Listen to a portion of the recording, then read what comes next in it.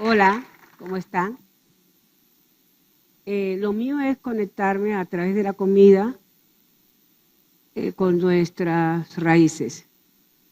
Hoy les traigo una breve historia de, de la alegría. ¿Saben que aquí en Barranquilla se come alegría? Barranquilla es alegre, Barranquilla lo es todo. Les voy a resumir un poco cómo se elabora la alegría. La alegría desde que las mujeres afro salen al campo a recoger esa espiga del millo y después que lo recogen con ese calor arduo, ellas van cantando sus pregones. Después que llegan allí de cantar sus pregones, a trillar el millo, dándole, y luego colocarlo en un caldero, en un fogón bien caliente, dándole giratorios para que brote la alegría, como la crispeta. Luego se va haciendo también un melao de panela, y ese melado de panela se le agregan las conchitas de coco. Después que se agregan esas conchitas de coco, se reduce la miel hasta que coja un punto de hilo o bola blanda. Luego se le incorporamos a esa alegría, a ese millo que ya está abierto, y comenzamos a colocar aquí rápidamente y con las manos, y estando eso todavía tibio, caliente, se empiezan a hacer las bolas de millo. Y luego colocarles los trocitos alrededor de coco. Es un trabajo muy laborioso, en verdad. No sé por qué le pusieron la alegría, donde es bastante, y como si fuera poco. Después que hacen esas alegrías y hacen las cocadas, hacen todo, salen con sus pregones a vender sus alegrías. Vení mi gente. ¡Alegría! Con coco y anís. Caseros, cómprenme a mí. Vengo del barrio que se maní. ¡Alegría! ¡Bocadas!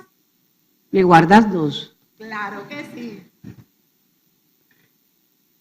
En Cartagena se le dice alegría con coco y anís porque se elabora con coco y anís. En Barranquilla muy poco. Bueno, soy, nací aquí en el barrio abajo y vivo todavía en el barrio abajo. Mi restaurante también está aquí cerca, a 10 cuadras, en el barrio abajo. Esta experiencia de esta elaboración de esta alegría nos enseña que tenemos que ser perseverantes. Nos enseña a que no nos podemos dejar de caer por un impasse, por algo que nos suceda, por algo que nos perturbe, las críticas, las cosas. Tenemos que ser fuertes y tenemos que salir adelante. Esta es una parte que nos ayuda a nosotros a seguir adelante. Por eso yo no me quedé solamente con haber aprendido esto empíricamente. No, yo me capacité y me sigo capacitando. Me gusta viajar, pero me gusta viajar para conocer lo que se ve en otras partes, la cultura y nuestra gastronomía y nuestras raíces. Pero a pesar de esto, de todo esto, lo mío, pues, viene de mi madre. Y mi madre de mi abuela y mi abuela de mi bisabuela. Entonces de allí miren todo lo que yo he pasado. Pero otra cosa que también que es importante es que nuestra historia se mueve a través de los sabores y de los ingredientes y que tenemos que perseverar. Tenemos que perseverar en que nuestra tradición no se pierda y que sigamos allí. Además de todo esto, todas las cosas de que yo hago, todo se resume y todo vuelve nuevamente al sancocho de guandul.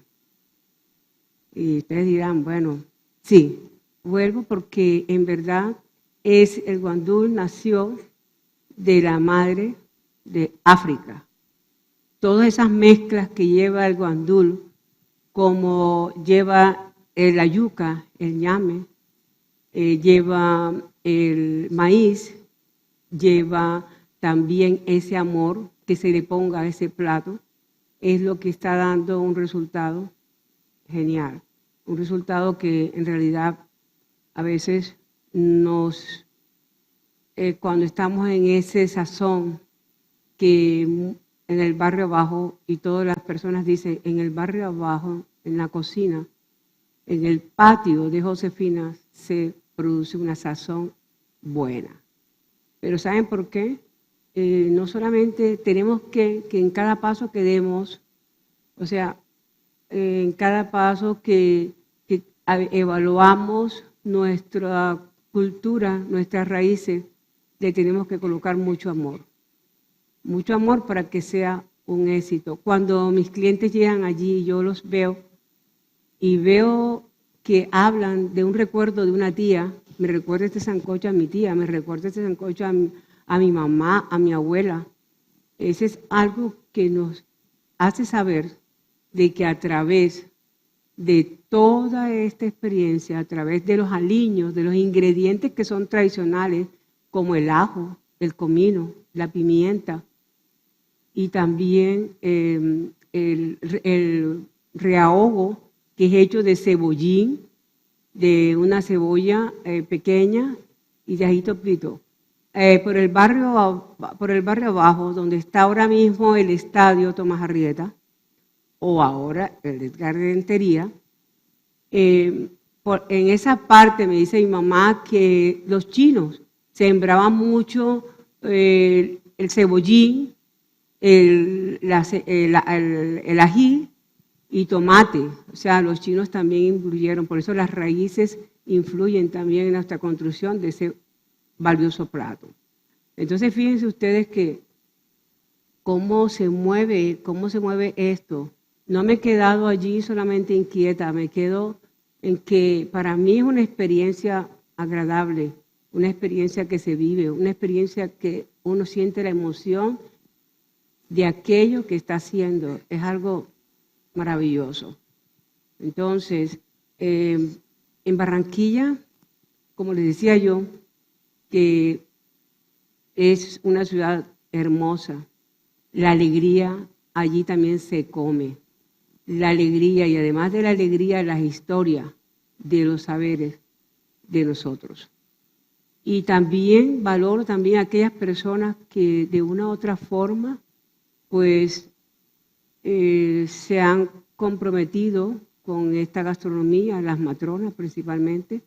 He dado mucho de mí, ya que fui profesora, me entregué también a la enseñanza, pero todo con las cocinas de inmigrantes y la cocina también de aquí, de tradición. Esto ha hecho que se haga una mezcla, una cosa pues muy unida, que se haya Barranquilla pues resaltado mucho con esta gastronomía. Entonces, ahora después de esto, yo les comento de que he tenido mucha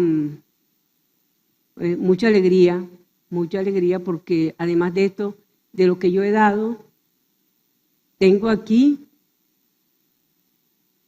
a profesoras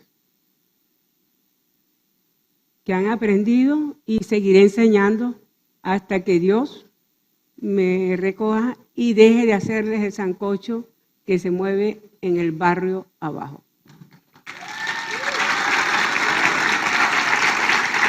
Es